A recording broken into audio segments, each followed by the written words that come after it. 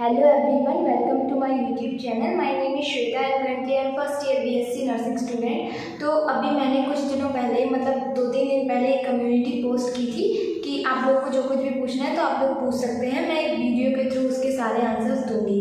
तो ये वही वीडियो है। तो आप लोगों ने जो कुछ भी पूछा है तो मैं उसका सारा ही आंसर देने वाली हूँ 1 बाय 1 करके। तो पहले देखते हैं। सबसे पहले क्या था, तो किसी ने पूछा था कि दीदी आपका कॉलेज कहाँ पर है। तो मेरा कॉलेज यूपी में जालौन में है, गवर्नमेंट मेडिकल कॉलेज है और यहाँ पे BSc nursing, paramedical, pharmacy, MBBS सब कुछ होता है। नेक्स्ट पूछा था आप जिस कॉलेज में हैं उसमें एंट्री के लिए कितने मार्क्स चाहिए। तो देखो मेरे मार्क्स जो थे वो 127 थे। कुछ लोगों के मार्क्स 122 या फिर 150 वाले भी लोग हैं। एक्चुअली 1-2 लोग यहाँ पे उरई के हैं तो उन्हें यहीं पे कॉलेज चाहिए था, इसलिए उन्होंने यहाँ लिया। तो यहाँ पे मतलब आप एक एवरेज कट ऑफ मान सकते हो कि 125 to 135 तक यहाँ पे मिल जाता है कॉलेज, ठीक है।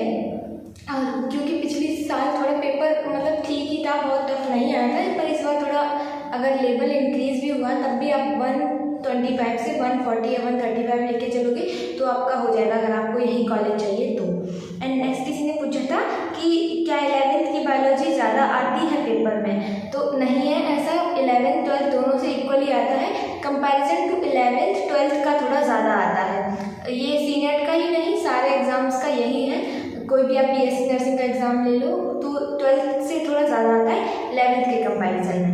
नेक्स्ट किसी ने पूछा था कि दीदी आपने एम्स में बीएससी नर्सिंग का एग्ज़ाम दिया था एंड पेपर के लेवल के बारे में थोड़ा बता दो प्लीज़, ज़्यादा टफ होता है ना। तो जो एम्स का पेपर होता है वो नॉर्मल जैसे आपका स्टेट लेवल का एग्ज़ाम है तो उसके कंपैरिजन में थोड़ा टफ मान सकते हैं। नीट का लेवल मान के चलो, आप एम्स के लिए नीट का लेवल लेके चलो, क्योंकि एम्स का पेपर जो होता है ना वो एग्जैक्ट आप समझ लो कि नीट के लेवल का ही आता है। और जो उसमें फिजिक्स के क्वेश्चंस आते हैं वो तो बहुत ही टफ आते हैं। मैंने दिया था एम्स का, पर मेरा एम्स में हुआ नहीं था।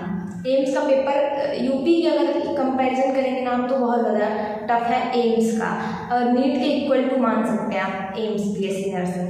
एंड नेक्स्ट यही है कि क्या आपने एम्स का एग्ज़ाम दिया था। तो मैंने दिया था पर मेरा हुआ नहीं था। नेक्स्ट किसी ने पूछा था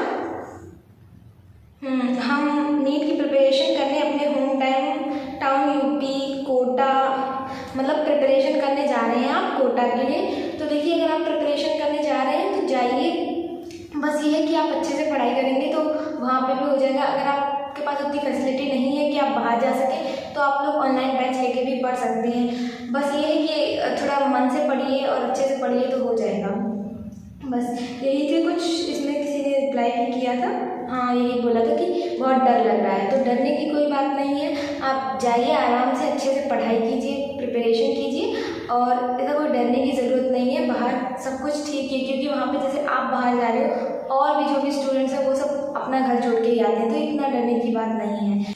नेक्स्ट पूछा था किसी ने कि जो यूपी सीनेट का पेपर है वो कहाँ होगा। तो पेपर वही होगा जो आपने फॉर्म फिलिंग में एंट्रेंस मतलब फॉर्म फिलिंग में आपने जो भी जगह भरी होगी, आपको 4 जगह भरने के लिए ऑप्शन में आई होगी कि आप लोग 4 जगह भरिए जहाँ पे आपका सेंटर जा सकता है। तो उन्हीं में से किसी एक जगह पे आपका सेंटर जाएगा जहाँ जो आपने मतलब आपके फॉर्म में भरी होगी। इसके अलावा कहीं और नहीं जाता है, जहाँ पे आप भरते हैं उन्हीं में से किसी एक जगह पे आपका सेंटर जाता है। अगर आपने अपनी सिटी में भरा है तो सिटी में जा सकता है, बाकी उन चार जगह भरने का ऑप्शन होता है तो उन चारों में से किसी भी जगह जा सकता है। ये आपको जब एडमिट कार्ड मिलेगा तो उस पर पहले से मेंशन रहेगा कि आपका पेपर कहाँ पे है, कितने टाइम पे है, डेट वेट सब कुछ मेंशन रहता है। तो इसके लिए आपको टेंशन अभी से लेने की कोई ज़रूरत नहीं है।